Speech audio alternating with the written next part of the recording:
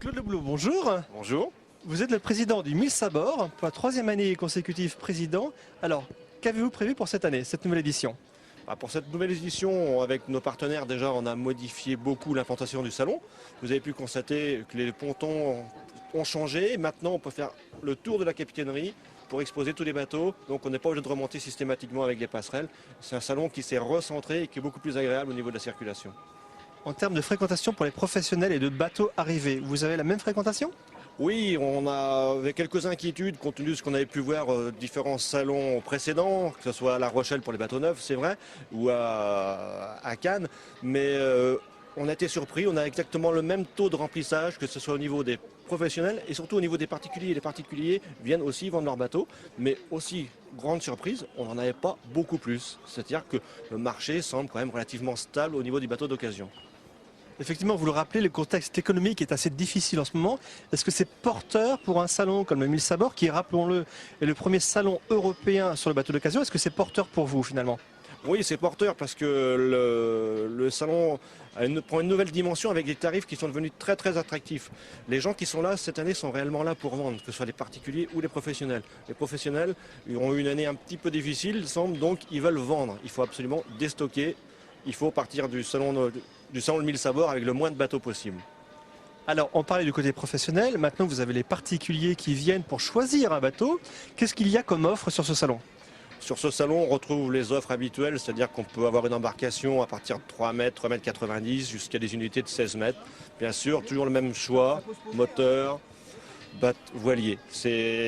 Ça dépend. Pendant un moment, on a pensé que le voilier allait reprendre un petit peu le pas sur le bateau à moteur. Le pétrole ne nous avait pas aidé. Et puis là, le pétrole baisse de nouveau. Donc, on ne sait pas trop. On est indécis. On va voir à la fin du salon comment ça s'est passé au niveau des ventes. Alors, j'ai vu également un petit peu de voile légère. Ce qui est surprenant également, c'est voir là, les brocantes. Oui, le brocante, tout le coin puce et tout, c'est ce qui fait, c'est l'âme du salon en fait.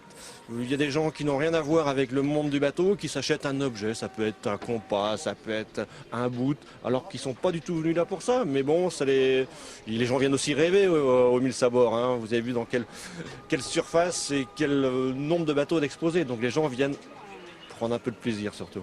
C'est vrai que c'est immense et quand on vient ici, il faut vraiment consacrer quelques heures à la visite de ce salon. Alors, il y a également un côté très intéressant sur ce salon, c'est la découverte organisée par Sail the World de différentes conférences.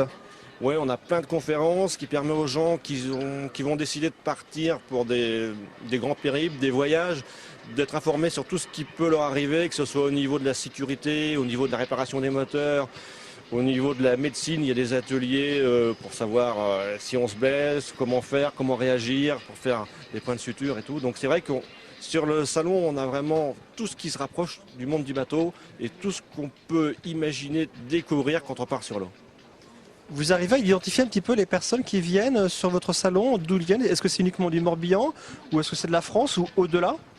Les personnes viennent de toute la France. On a pu constater que c'était vraiment toute la France et on a quelques pays voisins. On a des Belges bien sûr, des Espagnols, Italiens on en voit un petit peu moins. Les Allemands viennent régulièrement aussi. Eh bien merci et puis on vous souhaite un très très bon salon. Merci beaucoup, à très bientôt et surtout n'oubliez pas de revenir l'année prochaine pour le quart de siècle, la 25e année. Nous serons présents.